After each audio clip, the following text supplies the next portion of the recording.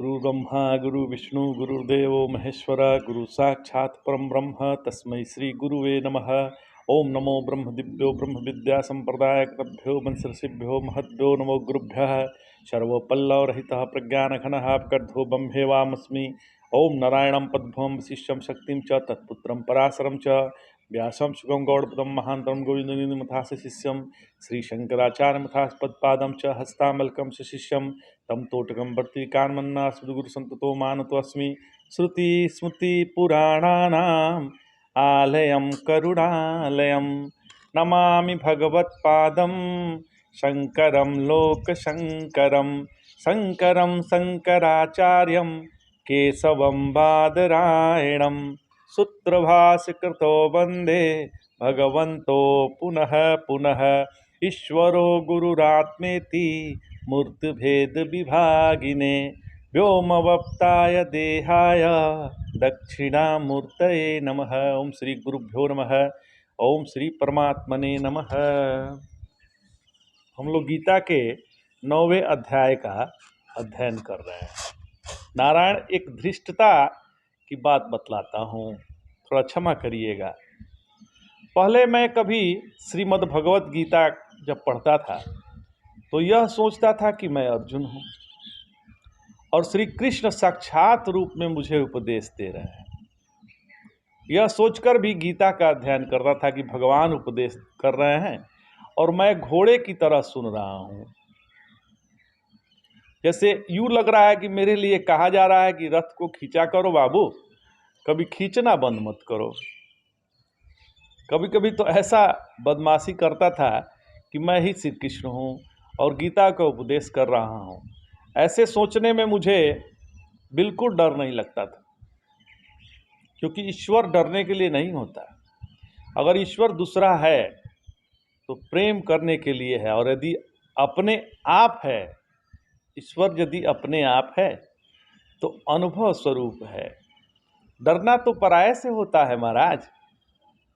ईश्वर हमें निर्भय करने के लिए है, हमें भयभीत करने के लिए नहीं है।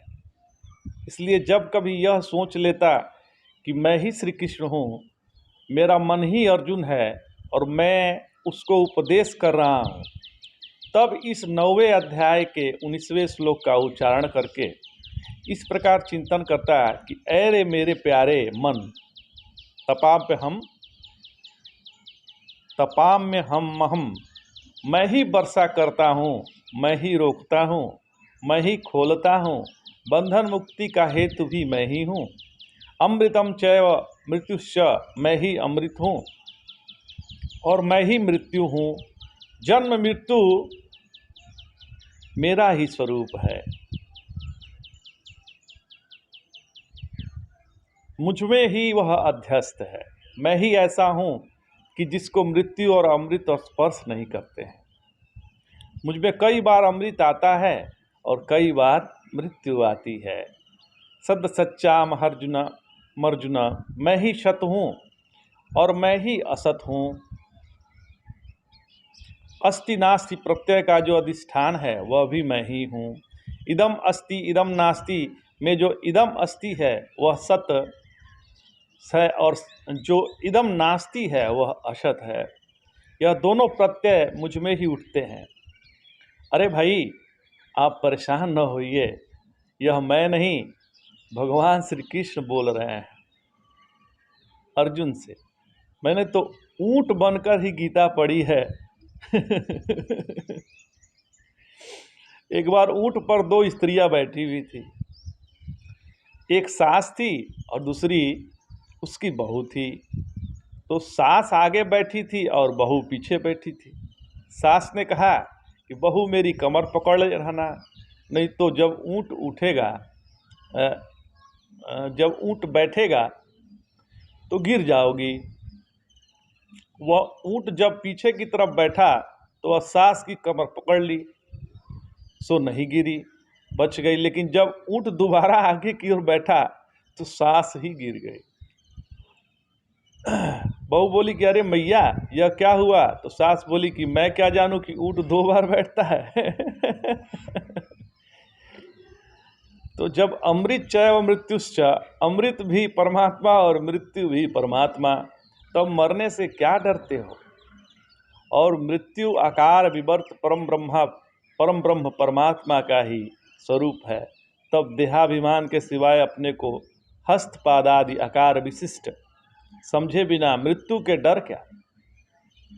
वैश्य मरता है, शूद्र मरता है, हिंदू मरता है, मुसलमान मरता है, तो ठीक है, मरने दीजिए। हमें पलटू के शब्दों का स्मरण कर लेना चाहिए। पलटू कह रहे हैं, पलटू हम मरते नहीं, साधो करो विचार, हम ही करता के करता। मृत्यु हमारा स्पर्श नहीं कर सकती। हम गीता तो नित्य पढ़ते हैं। भगवान ने यहाँ तक तो कह दिया कि सत और असत दोनों में हूँ, किंतु जब ब्रह्म का निरूपण करना हुआ तब उन्होंने दोनों का निषेध कर दिया। फिर जब अर्जुन बोलने लगा, सद सत तद परम यत, सत भी आप और असत भी आप है, और उन दोनों से परे भी आप ही हैं, सब आप ही हैं, असल में यही परमात्मा का स्वरूप है। तब मानो अर्जुन ने कहा कि महाराज आओ, यज्ञ के द्वारा आपकी आराधना करें। यज्ञ का अर्थ है, भगवान आगे इसी विषय को समझा रहे हैं। भगवान कहते हैं, त्रय विद्याम माम सोमपाहा पूत पापा यज्ञरिष्ट्वा स्वर्गतिम पार्थयन्ते, ये पूर्ण्यमासाद्य सूरेन्द्र लोकमशंति दिव्यांदिभि देवभोगान। अर्थात ऋक, शाम या यजु, इन तीनों वेदों के ज्ञाता सोम रस का पान करने वाले जो निष्पाप पुरुष यज्ञों द्वारा यजन करके स्वर्ग प्राप्ति की कामना करते हैं, वे उस पवित्र देवलोक में पहुंचकर वहां के देवोचित भोगों को भोगते हैं। तो यज्ञ करने से जो यज्ञ करता है उसका पाप मिटता है कि नहीं? तो जरूर मिटता है। वे अनाचार व्यभिचार से बिल्कुल बच जाते हैं और बड़े नियम पूर्वक एवं श्रद्धावंत होकर स्त्री पुरुष दोनों रहते हैं। लेकिन जब नियम लेकर रहते हैं तो शास्त्र विरुद्ध पति पत्नी का समागम भी नहीं हो सकता। अहिताग्नि के लिए तो पति पत्नी का समागम भी बड़ा मुश्किल है। उनके पाप तो सब छूट हो जाते हैं। वे यज्ञ के से आराधना भी करते हैं और स्वर्गति की प्रार्थना भी करते हैं। ते पुण्यमासाद्य सुरेंद्र लोकमशरंति दिव्यान दिवी देव भोगान। भगवान कह रहे हैं कि उनको पवित्र सुरेंद्र लोकम मिलता है। अच्छा, तो वहाँ जाकर कुछ खाने आने को मिलता है कि नहीं? तो बोले कि मिलता है महाराज।